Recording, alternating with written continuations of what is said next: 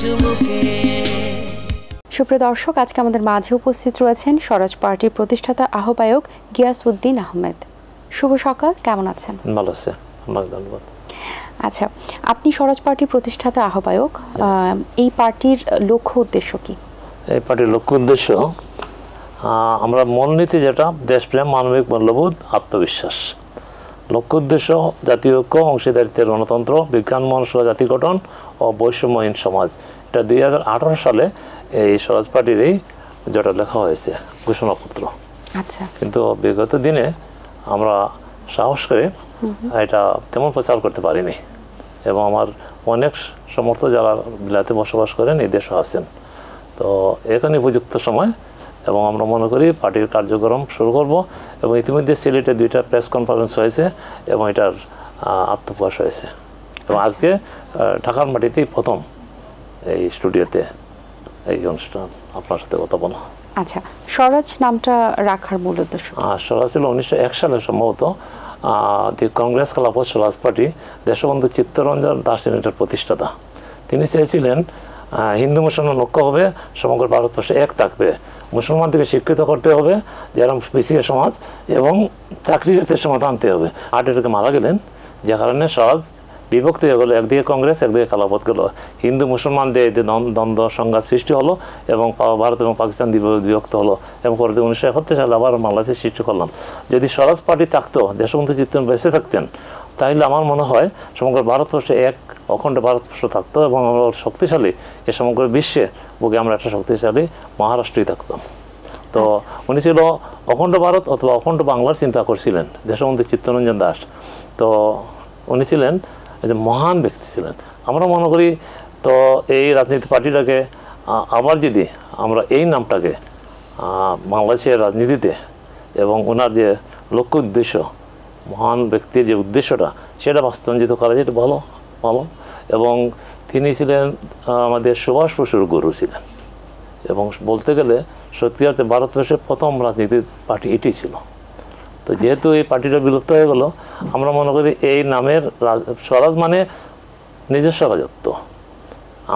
আমরা প্রজা নই, বা আমরা দাসত্ববৃত্তি মন থেকে আমরা বেরিয়ে আসতে হবে। আমরা নিজেকে আত্মবিশ্বাস প্রতিষ্ঠা করতে হবে যে আমরা স্বাধীন দেশের স্বাধীন নাগরিক, এবং স্বরাজ নামটাই অনেক গুরুত্বপূর্ণ একটা নাম। আচ্ছা, আমাদের দেশে তো আরও অনেক পার্টি রয়েছে, তার মধ্যে এই পার্টিটা আবার নতুন করে অ্যাড করার কারণটা কি?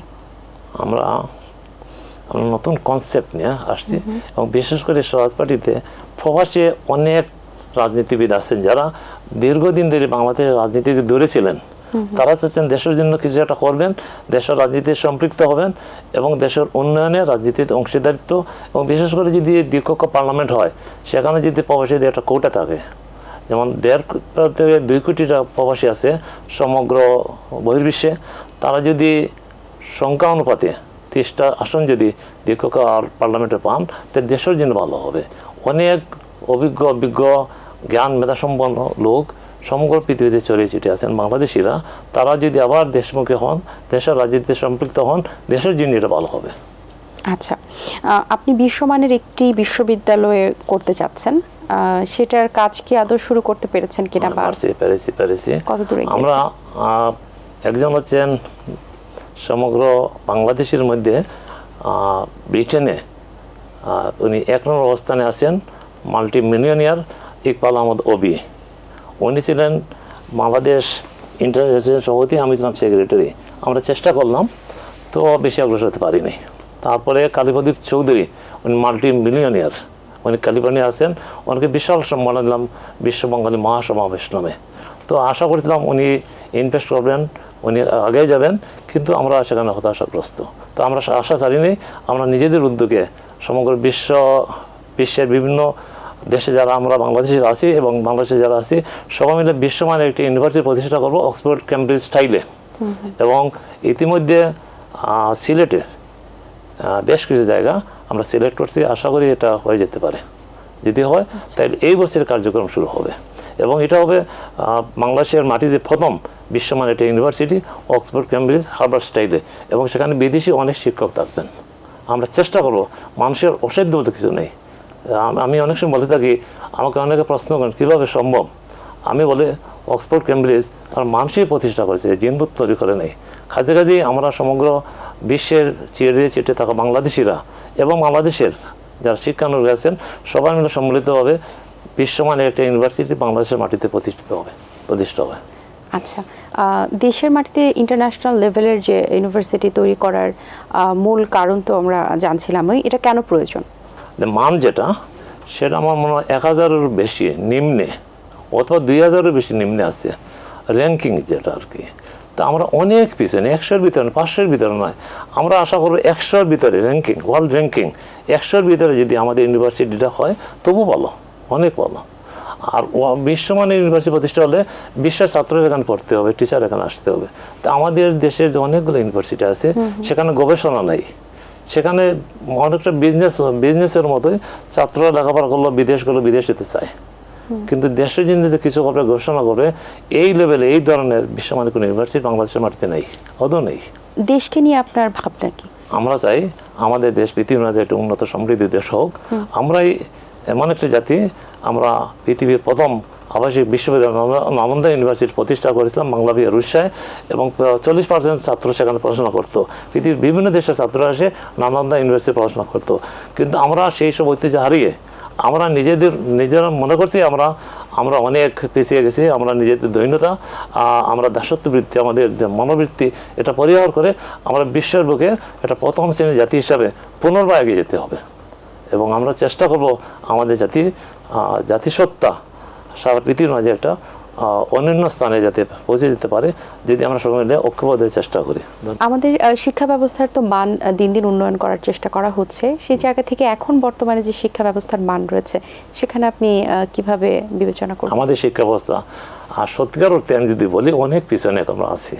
আমি যেহেতু লন্ডনের primary school, secondary school, college, university, তারা গবেষণা করে, তারা সৃজনশীল শিক্ষা ব্যবস্থা করে, ছেলেমেয়েরা তারা ছবি আঁকে, নিজেদের মতো আঁকে এবং নিজেদের মতো চিন্তা করে।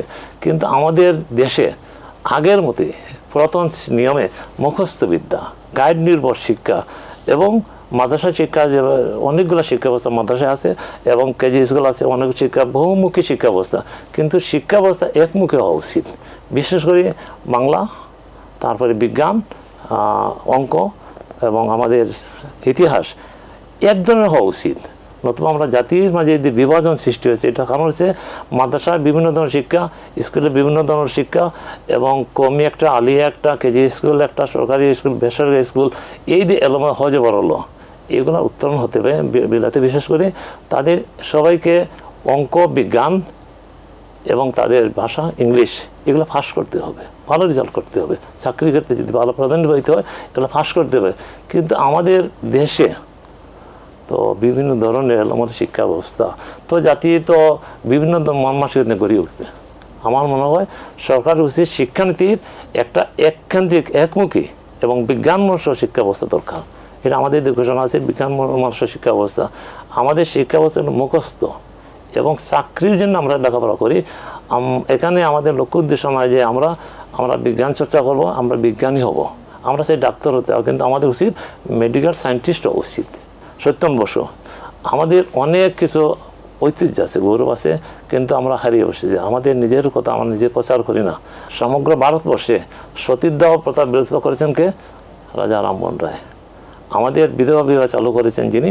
ঈশ্বরচন্দ্র বিদ্যাসাগর। সমগ্র ভারতবর্ষে পার্কের মতো অনেক জিনিস আছে, কিন্তু আমরা মনে করি আমরা অনেকেই বলে থাকেন বাঙালিরা শঙ্কর জাতি, আমরা কি আমাদের রক্ত দূষিত হয়ে গেছে, নানা ধরনের অপপ্রচার। আমি অনেক সময় ডিফেন্ড করি, দেখেন আমরা পৃথিবীর বুকে একটা শ্রেষ্ঠ জাতি এখন আছি, এবং আমাদের রাজনীতির কারণে বিগত 16 বছর, 17 বছর, 20 বছর রাজনীতির কারণে আমরা দেউলিয়াপনার দিকে গেছি। আমরা আশা করি ডক্টর ইউনূস সাহেবের নেতৃত্বে আবার একটু অনন্য স্থানে, একটা অনন্য জাতি হিসাবে আমরা পৃথিবীর বুকে মাথা উঁচু করে দাঁড়াতে পারবো। এটা আশাবাদী মানুষ, আশা নিয়ে বাঁচে এবং আশা নিয়ে বাঁচতে হবে। জি, অসংখ্য ধন্যবাদ আপনাকে, খুব গুরুত্বপূর্ণ কিছু কথা বলেছেন। অনেক শুভকামনা রইল আপনার জন্য, ভালো থাকবেন। আপনাকে ধন্যবাদ। জি দর্শক, আশা করছি আজকের আয়োজন আপনাদের ভালো লেগেছে। আজ এই পর্যন্তই, আপনাদের সঙ্গে দেখা হবে আগামী পর্বে নতুন কারোর সঙ্গে। সেই পর্যন্ত ভালো থাকুন, সুস্থ থাকুন এবং এটিএন বাংলার সাথেই থাকুন। আল্লাহ হাফেজ।